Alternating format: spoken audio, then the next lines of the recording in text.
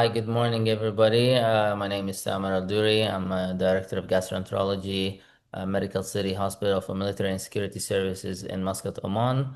And welcome to another episode of Muscat Endoscopy Academy Webinar Series. And today, it's a great pleasure for me to have my colleague, Dr. Masami Omae, who is an endoscopist, a gastroenterologist from Japan, who's working now at Karolinska University Hospital in Stockholm, Sweden. And she has tremendous expertise in upper GI resections and ESDs and third space. So, Masami, thank you so much for joining us Thank today. you It's a for great pleasure for me. invitation. So, now, the way I thought about structuring this today is that we're going to be chatting about let's start with the basics of who do you really scope carefully. So like I mean when you do a standard endoscopy, let's say, and now in 2026 we have the good endoscopes with high definition. We have all the fancy colors we can Mm. use. um, and we have all the new guidelines that tell us how we should do an upper GI endoscopy, whether it's like for a Barrett's esophagus or for atrophic gastritis, intestinal metaplasia, or patients that have some strong family history. Um, in reality, given like the constraints and the pressure of everyday work, we cannot give every patient No. 15 minutes just to do a standard Mm. gastroscopy. Mm. So ultra careful exam really requires a patient that is carefully selected. So in your practice right now, who is on this is your high value Mm. OGT patient? Don't rush it, Mm. like slow Mm. down. Mm. Mm. And Mm. and and how is that different from when you started doing this when you were back home in Japan? Thank you for the question. So, for example, it depends on the patient status. For example, if the patient has a Barrett esophagus, of course, if the patient has a long segment Barrett esophagus, is a very high risk for dysplasia or adenocarcinoma. And also, according to the guideline, if the patient is man, obesity, reflux, history of reflux, or smoking is a high risk for dysplasia in Barrett esophagus. So in the clinical practice, I focus on the long segment, especially long segment Barrett esophagus patient regarding the Barrett esophagus. But for example, squamous cell carcinoma, if the patient has a history of head and neck cancer or lots of smoking or alcohol patient, so we focus on the squamous cell carcinoma screening. And also, for example, history of squamous cell carcinoma, we try to check carefully with endoscopy. And also, of course, we need to use NBI and also iode, spray iode. But for example, gastric cancer, if the patient has atrophic gastritis or history of Helicobacter pylori infection, we perform gastroscopy every 3 years. It depending on the situation. Yes, it depending on the, yeah, it's more focused on the risk stratification. Mm. Mm. Okay. And so do you spend your time making sure that you read about that patient before you pick up the scope and go in the patient, or is that already pre-selected for you specifically? I mean, talk Because about that. because I work in Karolinska University Hospital, and previously when I work in Japan, I worked in Cancer Institute Hospital. So our patient is only cancer patient. So we got the remis from referral center, and then Mm, we focus on the not screening. We mm, focus on the, for example, in the reality, almost all patients has some dysplasia or cancer. okay. Yeah, but I worked in screening check program hospital when I was in Japan, once per week. So in this situation, lots of patients are just healthy patient. So in Japan, if patient has atrophic gastritis or history of eradication treatment, we recommend gastroscopy every year or every 3 years. So it depends. Wow. But this is just free. They don't need to pay. Okay. What would you say to your like, colleague who works in a community hospital who gets all kind of patients, maybe referred from their GPs, or they're just they're referred from other wards or other outpatient clinics, and then you have your standard patient. They have maybe dyspepsia, they may have some H. pylori, they may have, they might be obese, but they've never done an OGD before, or they may have done one before where they said like, okay, there was some grade 2 hernia, and maybe there was some H. pylori that was successfully treated. What would you say to that? What would you say to that endoscopist when they pick up this, before they pick up the scope or when they pick up the scope? What is how should their, like, let's say, what kind of mental checklist should they go through when they're about to go in the patient? What should they focus on so that they don't miss these, you know, let's say inconspicuous lesions? Because I mean, let's face it, sometimes it's not really that easy to see intestinal metaplasia or atrophic gastritis if you're not really trained to do that, and not everybody has those newest endoscopes. And I mean, iodine spraying, iodine, as you said. I mean, there's this. Most people don't. I'd say most people don't even have it in their units to actually use it. So I guess that can be reserved for like a tertiary center. But if I'm speaking to somebody who is like, a community gastroenterologist or endoscopist, what would you tell them? Like, do this, do one, two, three, so that at least you reduce your miss rate by 90%. For example, we have a lot of gastric cancer patients. We know which stomach is high risk for gastric cancer. We know which stomach is almost no risk for gastric cancer. When I perform gastroscopy and I go to esophagus, I know which esophagus is high risk for squamous cell carcinoma, and we know how esophagus is high risk for adenocarcinoma. So when I go to the esophagus, I feel now I need to check blah blah, I need to check blah blah, and then now I go to the stomach, and then if there is no find of a Helicobacter pylori infection, so just to check, almost no risk for gastric cancer. But if the patient has atrophic gastritis or severe intestinal metaplasia, we know how metaplasia looks like by endoscopy. So if there are intestinal metaplasia in the corpus or antrum, I need to check. I know where we need to focus on, for example, antrum or minor curvature. So it depends. Okay. Very nice. So,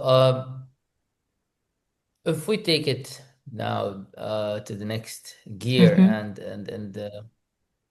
so if we go back like a little bit in time, the default for many of the lesions that you usually work with used to be surgery, but now quite often it's sent to EMR or ESD, and I mean, large Japanese series and now even Western series show that these properly selected intramucosal and very superficial submucosal cancers have very low lymph node risk, and we treat them endoscopically instead of doing gastrectomy or esophagectomy. So,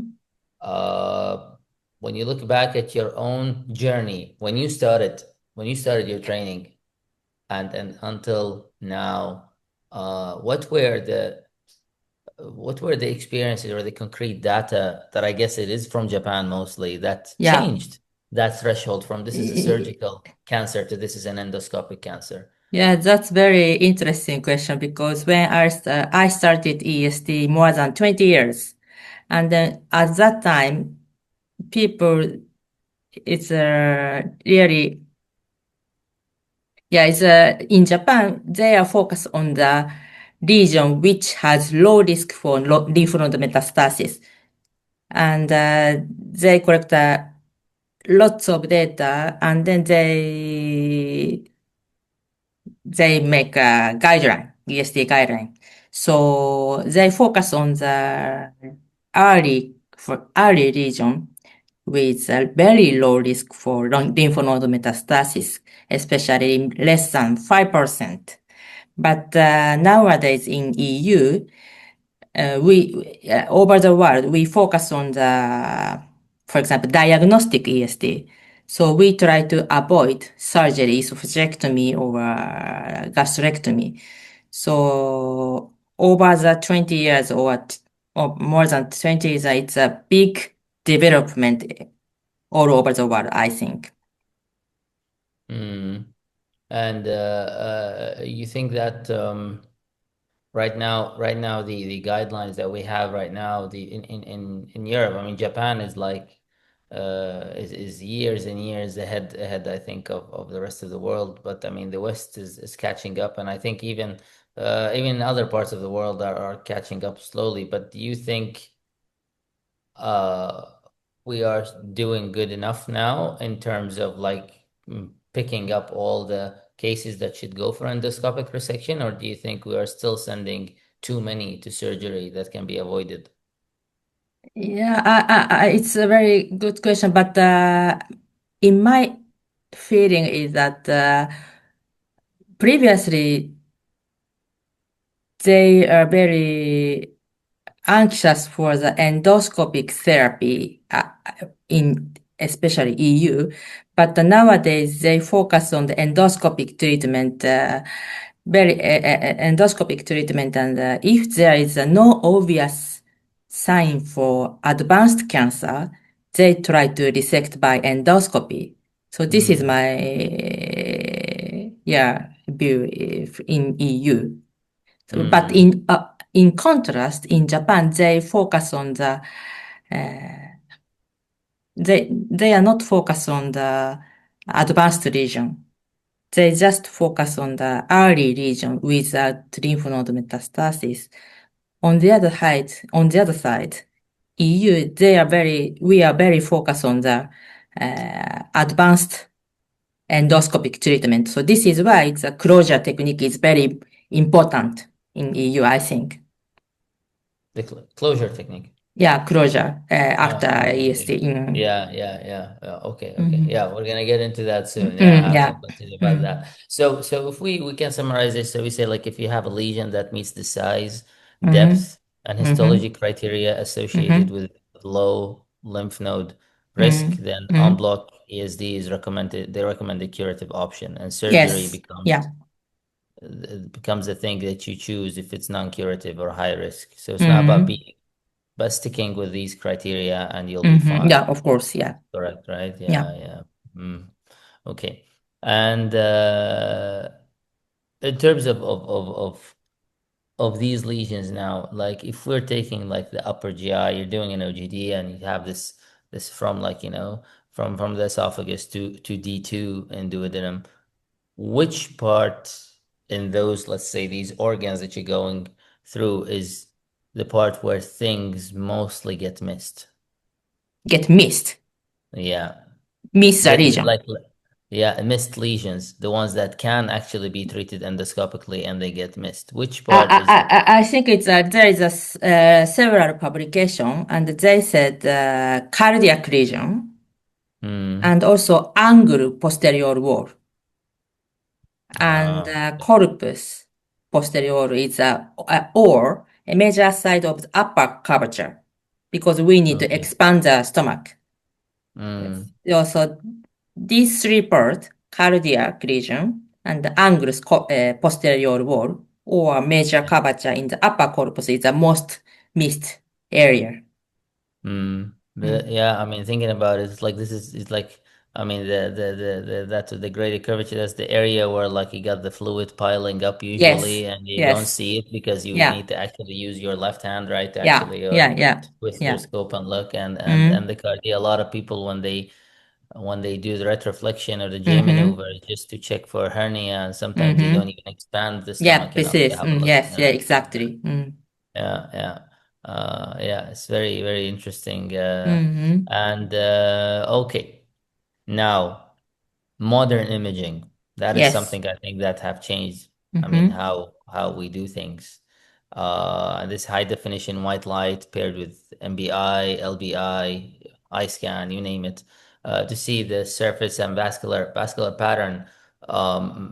This was not possible like, 15, 20 years ago, and this is central to recognizing, I think, these early neoplasias and Mm-hmm. tell their margins, plus like Mm-hmm. all the other stuff we can use from, like, you say iodine to acetic acid and so on. Mm-hmm. Mm-hmm. Um, but at the same time, I think guidelines, they still remind us that Mm-hmm. visible lesions Mm-hmm. usually need a targeted biopsy, Mm-hmm.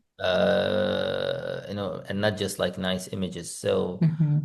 in your day-to-day practice, how have these imaging modes changed the way you interpret lesions? You said you've been doing ESD for 20 years. So, I mean, 20 years ago, you were probably relying on something different Mm. than now when you look at a lesion. Mm-hmm. I have so many things just in the buttons of the endoscope, rather than having to use all like, the coloring agents and whatnot.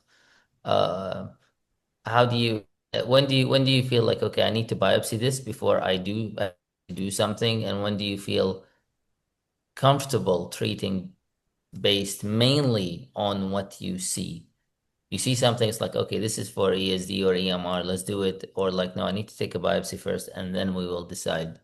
That's good question. So, in my clinical practice, almost I always take biopsy before ESD. For example, it depends on the situation, but for example, Barrett esophagus, if patient has a Barrett esophagus, I always use white light image and NBI and acetic acid. But Mm, guideline doesn't recommend acetic acid during routine endoscopy. So, but in my practice, or at least Karolinska, because we have a high risk patient, and this is why, so we use acetic acid every day for Barrett patient. And for mm, example, squamous cell carcinoma, I also use white light NBI with magnified endoscopy and Lugol, spray iode. mm, mm, And for gastric cancer, that's it's same. We use indigo. But mm, if the patient has no atrophic gastritis, I never use indigo. mm. Mm. Okay, so it's a patient that has atrophic gastritis, and you see something that may look, Something, yeah, yeah, yeah, and and they take biopsy. Mm. yeah, yeah. But Okay. especially duodenal lesion, for example, if the patient has a duodenal polyp, I don't guideline doesn't recommend a biopsy. They don't recommend Mm, biopsy. mm. Mm. Yeah. Okay. Then you decide to, and when do you do MDT? When do you decide, okay, let's do an MDT first, or is that is that a standard thing that you always do? Always do Always MDT do. before for Okay. especially cancer patient. Always, Right. yeah, Always discuss. MDT. Yeah, Mm. And counseling the patients as well and inform them. Yeah, that's yeah. a great thing, and I think it's like, I mean, if anybody is listening, and like, I think there's more and more units around the world that are starting like this service. Mm-hmm. Uh, for good reasons or not. I mean, I think there is more service being started than Mm-hmm. than the training programs are around. Mm. That's Mm. how I feel. But Mm. so if somebody's about to start this, they must have, the surgeons, the radiologists, oncologists on board, before you start purchasing knives and fancy endoscopes and start chopping and cutting things, right? But yeah, but I think it's MDT conference is very useful for all of us and for the patient. So it's, I mean, it's yeah, before deciding something, endoscopic treatment, it's very important to discuss with each other. So we can ask something if, and yeah, I think Okay. it's very important. Yeah. Okay.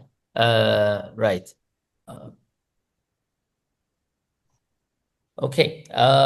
Right. So, I really like the way that you're describing this now. I mean, the need is there, and we need to use everything that we have at hand in order to actually be able to describe what we're seeing appropriately, and then, and tell people about it in the MDT, and then counsel the patient, and then decide Yes. what the best course of action is. Mm-hmm. So let's work now with a practical example. Mm-hmm. Um, let's say you have a small but worrying lesion that you see. Maybe like it's a see a flat area, 10 to 15 millimeter in Barrett's in a Mm-hmm. Barrett segment, slightly Mm-hmm. depressed. Mm-hmm. It can be a slightly depressed lesion in the antrum, or something that is pale or subtle in D2. Uh, when you see a lesion like that, how are you going to structure your assessment? Let's say you have used your white light, your MBI, your coloring agents, whichever you decide to use. How do you structure your assessment that you're going to be putting in your report? I mean, from Yeah. morphology, location, lifting, and to Yeah. decide whether. For example, if there is a lesion in the antrum, gastric antrum, Mhm, 10 or 50 millimeter, and I checked with NBI without magnified endoscopy. And then I mhm, focus on this region, and then I check the first demarcation, the borderline. And then I check the magnified endoscopy with NBI, and then focus on the mucosal pattern and vascular pattern. So we need to check mucosal pattern and vascular pattern. And then mhm, first we check the demarcation line. And if there is a demarcation line, we suspect some dysplastic lesion. And if there is a mhm, no demarcation line, we don't suspect dysplastic lesion. And if there is a mhm, demarcation line, I change the magnified endoscopy and then focus on the vascular pattern, the mucosal pattern. And then mhm, mucosal pattern, we check the irregular pattern or regular pattern. And the vascular pattern, which pattern this region. So it's same. First, demarcation line, and then vascular pattern and mucosal pattern. And then mhm, if there is I suspect some adenocarcinoma, I take biopsy from the region. And then mhm, we plan EST or EMR. mhm. Mm. Okay. Now, there are three things here that I wanted to ask you about in that sentence that you just Mm-hmm. that I would like, because the point of doing this whole thing is to deconstruct and break down these complex thoughts Mm-hmm. into something that Mm-hmm. is digestible, easier Mm-hmm. Mm-hmm. to think about what's working when somebody who's not as experienced as you're Mm-hmm. working. So when you're saying demarcation line, Mm-hmm. how would you explain that to a training gastroenterologist, somebody who has done only, let's say, 200 gastroscopies, Mm-hmm. or Mm-hmm. let's say even 500 or even 1,000 gastroscopies, with like Mm-hmm. a demarcation line? How do you explain that? How can you tell a demarcation line from no demarcation line? What does it mean? For example, if there is a, for example, reddish depressed area in the antrum, we, especially if there is a several region, I just ignore. But if there is only one lesion, I focus on this lesion. And then I check the borderline. And if the borderline is very regular pattern, I don't suspect some dysplasia. But if the borderline is very irregular pattern, we suspect some dysplastic lesion. So it depends on the how demarcation or borderline is. Irregular pattern or regular pattern or Yeah, so it's the border of that border, lesion yeah, that we're talking borderline. about. Yeah. We're talking about the border, so that Yeah. people understand that what we're talking about is the border. Can you actually tell a border or not? And there's no demarcation line.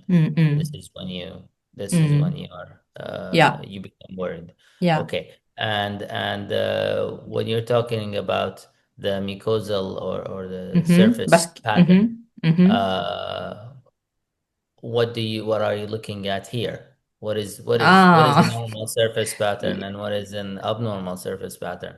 yeah, for example, regarding the mucosal pattern, we always check, uh, regarding the mucosal pattern, we need to check we use NBI with magnified endoscopy if it's possible. And then mucosal pattern like white line, Mm. white line. Right. I know what I know what you mean. Yeah, I know exactly what you mean, Masami. yeah, yeah, There, yeah, yeah. yeah, yeah. Yeah, we need to focus on the white line with magnified endoscopy. But the vascular Mm. pattern, we focus on the brown area. Mm. Yes. Okay. Yeah. And you're looking for whether it's regular versus irregular. Is that like Uh, an easier way of you Regular looking for? is like small white zone, Yes. same Yeah. area. Yeah. Yeah. So, Yeah. So basically, we should ask people to train their eyes to see things that look abnormal. yeah. Anything that like, just look from a little bit from a distance first and see if there's something that looks abnormal, and then like Mm-hmm. Yeah. hone in on it or focus on Mm-hmm. it and have a look, Yeah. right? Yeah. Yeah. Yeah, yeah, and Exactly. then yeah, and it's uh this is, I think, what's important. Like for somebody who's as experienced as yourself, Masami, who's very trained, it's like this is like a driving a car for you, or Yes. like a swimming, let's say, or Yeah, yeah, yeah, something like yeah. riding a bike. It's nothing that you, but it's quite difficult always. Like okay, how did I learn to see this I understand and because not miss it? yeah, Yeah, I yeah, understand mm, because uh, I was uh, I was also same experience when mm, before 20 years ago. I was very struggle how to mm, diagnose gastric cancer, how to diagnose this yeah. plastic region. So I understand what you mean. Yeah, but it's I think it's fantastic because it must. I mean, when you learned around the time when a lot of these things were not around, so Mm. with now all of these tools, it must. Does it feel much easier, or No, do it's you? yes because I had very lots of patients who had Barrett esophagus and the cancer patient. I just focus on the cancer patients. So this is my own practice. It's a clinical practice, usual Yeah, practice. So now it's very easy, but the systematic like diagnosis just, yeah, but systematic diagnosis. yeah, but Mm, but the other side, for example, IBD patient, mm. hepatology, I don't It's know. Yeah. yeah. Yeah. Yeah, but I think it's important. You Yeah. can't Yeah. like I mean, especially when you're working in these big hospitals and big settings, it's Yes, important it's very specialized.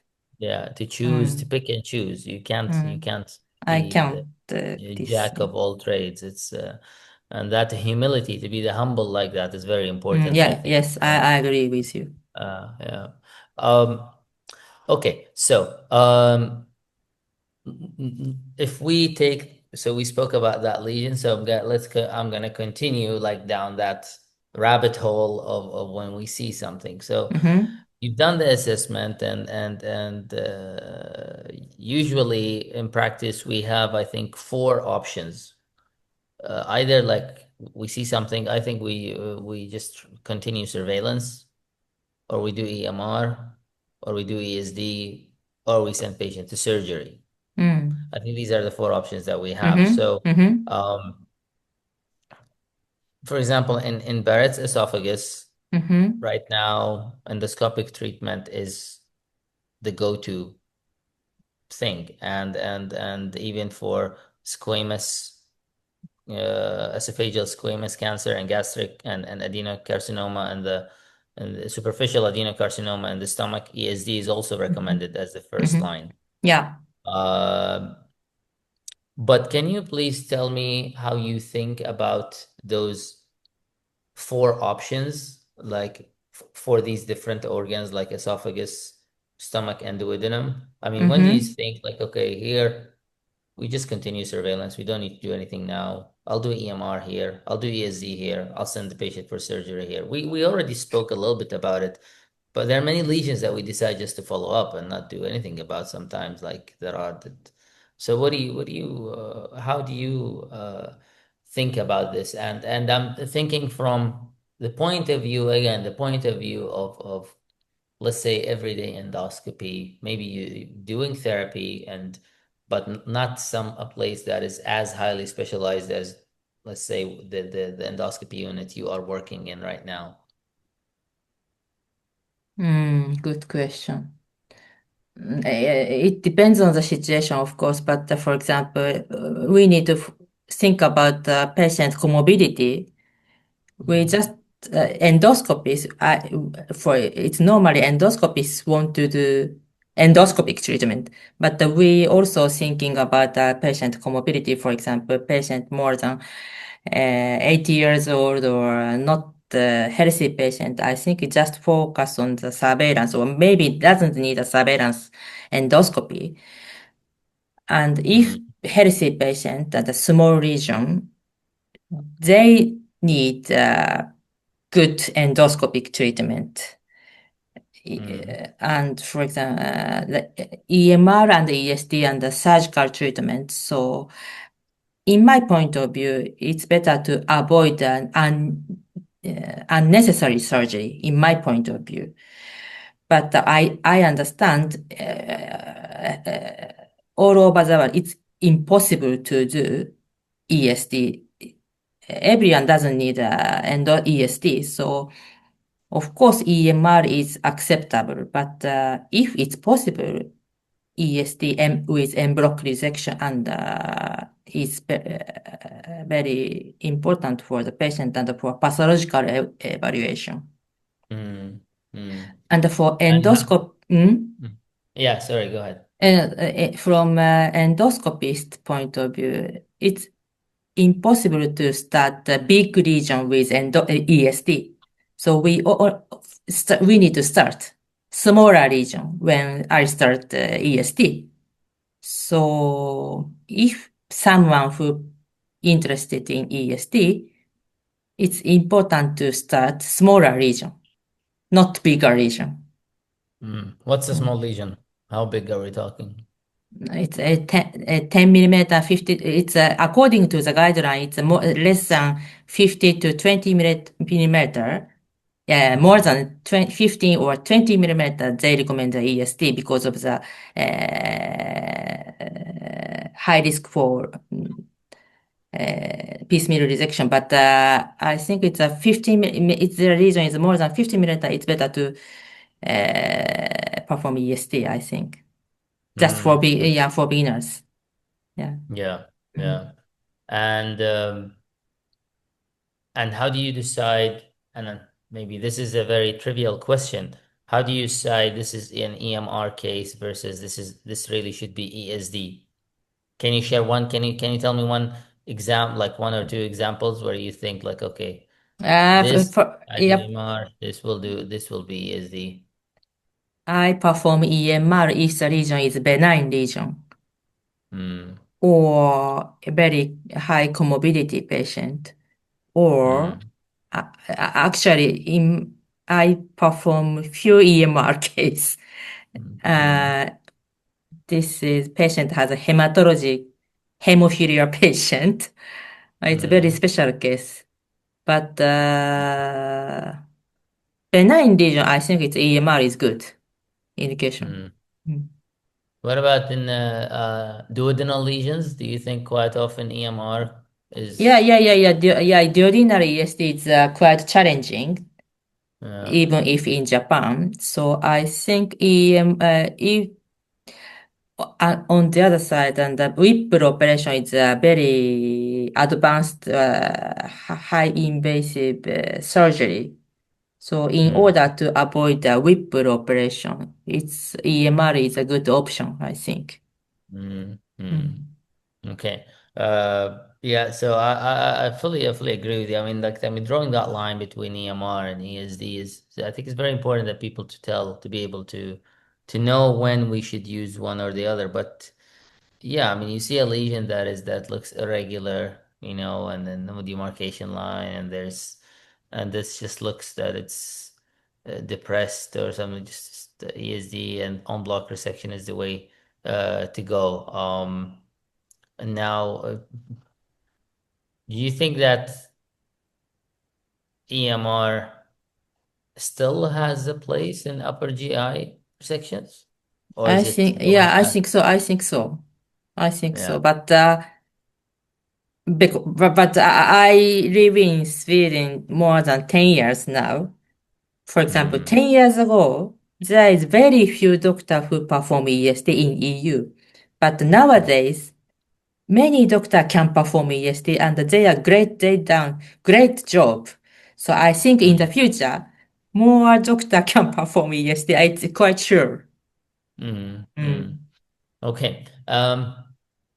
So I wanted to talk about now, like, this danger zone, which is the duodenum that we just spoke Mm-hmm. about now, and as you said, it can be quite challenging. I mean, the wall is thin, the access is quite awkward. You have too many angles, higher perforation, higher bleeding risk.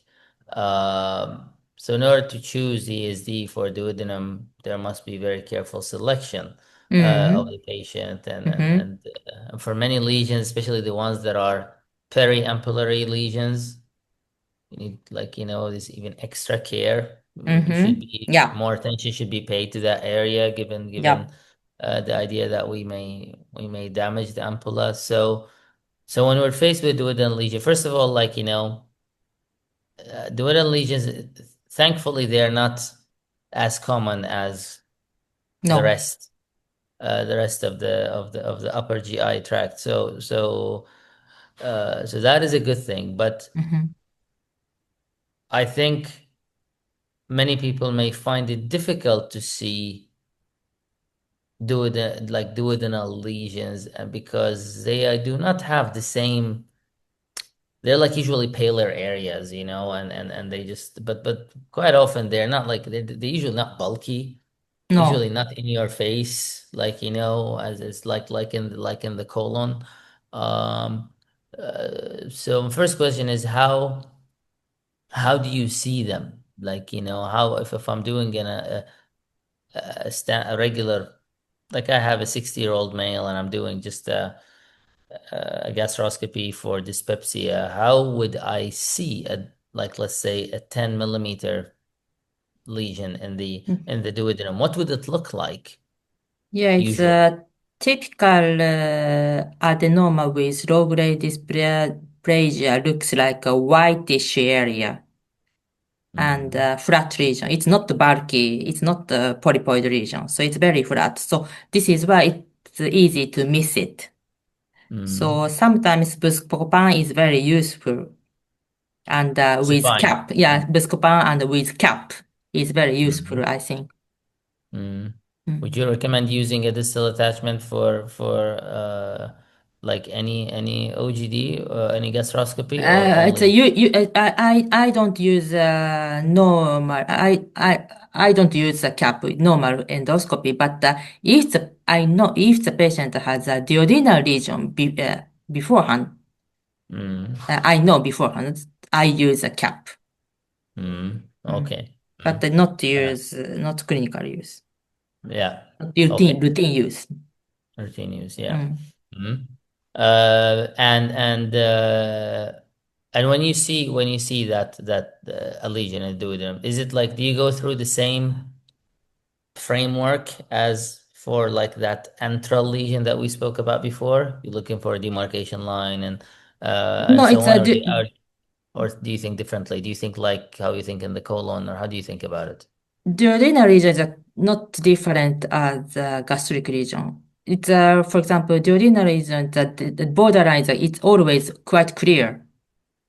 Mm, And if there is a duodenal region, I focus on the how to treat this region. I need to focus on the how to think how to treat strategy more than strategy. So try to mm, inject and could check the lifting or not lifting or the how to which location is the best for the treatment. So more focus on mm. the how to treat by Yeah, endoscopy. always closure, right? In these lesions. Yes, yes, yes. Yeah. That's something that must, I think that's an important point here, that if you're doing something in the duodenum compared to Mm, the rest of yeah. the gastrointestinal, I think Mm. it's a close mandatory here, Close right? is yes, Yeah, yes. We need to close yeah, it. yeah, Mm. yeah. And what is the bigger problem there? Is it a bleeding or perforation? Which one is more happens more commonly? Mm, yeah, it's the most dangerous complication is a delayed perforation. Because if I have one patient who had a delayed perforation after duodenal EST, so the Mhm. big problem is it's very difficult to close after for delayed perforation with endoscopy. Yeah, So this is lots of bile acid and pancreatic acid is coming all the time. So this is why we need to yeah, close it. yeah, yeah. So according to the publication, delayed perforation rate is very high, more than 30 or 40%. So this is why we need to Wow. close it. Yeah. Yeah. And it's Many very people. thin. Yeah, many people are Mm. using endoscopic suturing nowadays Mm, mm, to mm, close mm, those lesions mm, mm, rather than just a standard clipping, right? mm, mm. Do you do But that sometimes?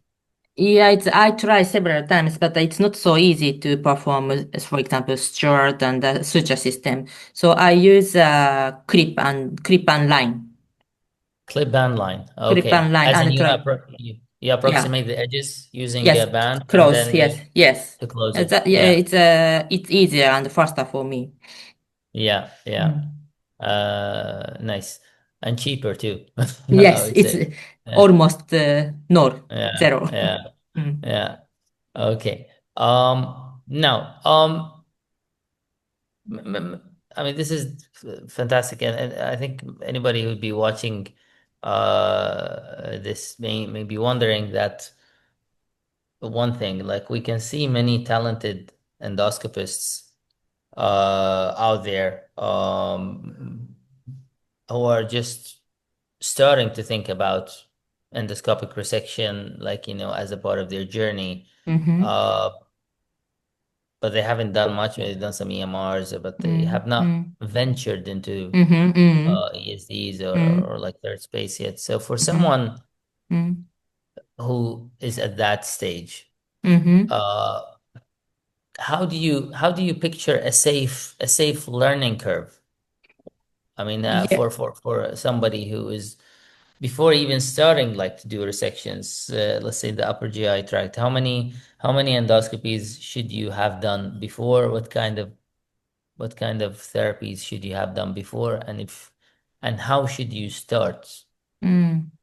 to do Thank it you. properly without you know harming the patients, because at the end of the day Mm. it's the patient that is the most important of all of this. Yes, yes. Yeah. I think it's if they want to start EST or EST, so EMR can be done safely.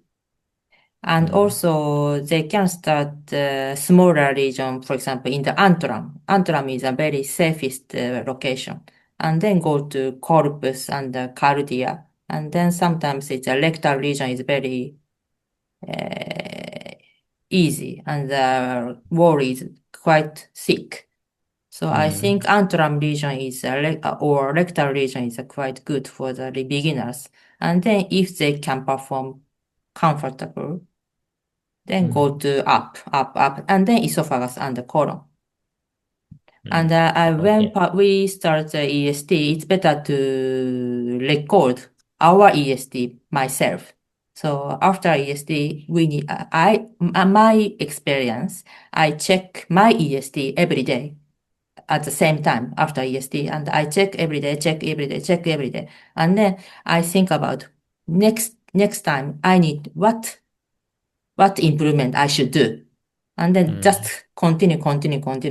Then, yeah, Mm.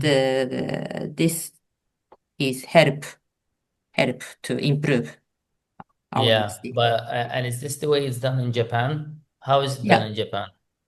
yeah. I started antral region. It's same. Mm. Antral region and corpus and the cardia and then start ESD, esophagus and the colonic region and then duodenal region. And I Mm. record my ESD every day and watch Mm. my ESD every day. And Mm. then it's same. But you should have somebody with you, right? I mean, if you're starting, you shouldn't be alone doing this, No, no, right? no, no. It's You have. first before starting ESD, I assist our Mm. supervisors ESD. I assist every day, and then Mm.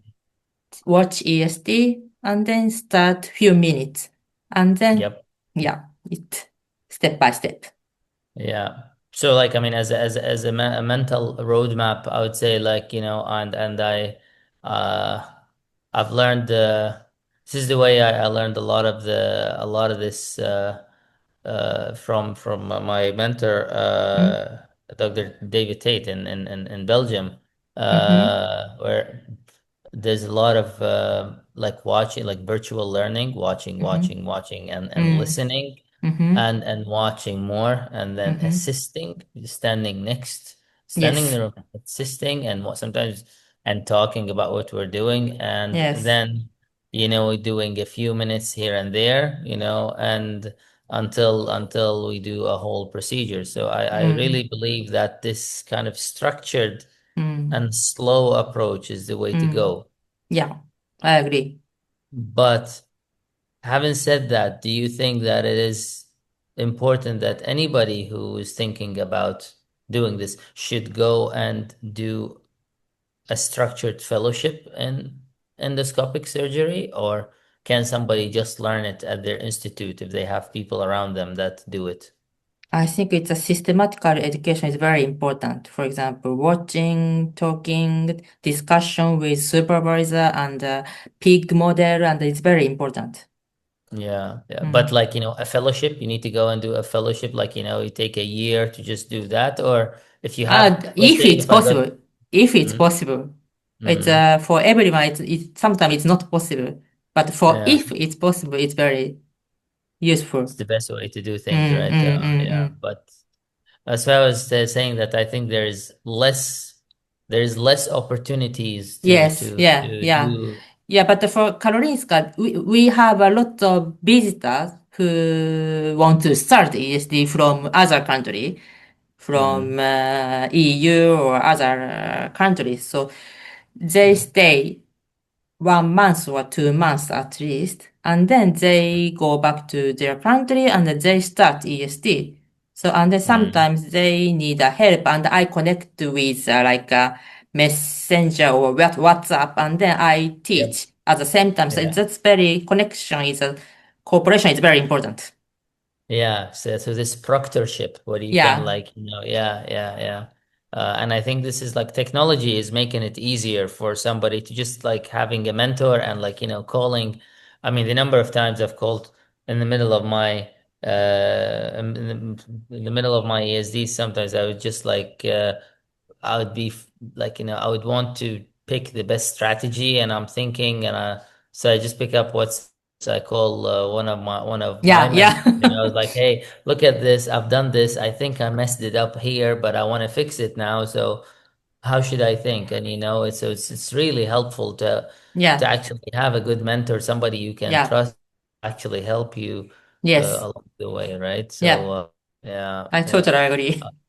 Yeah, this is great. So, final question here. Looking ahead, if we're gonna look a little bit into the future. So right now we have more and more data on artificial intelligence and how it helps us in detection and characterization.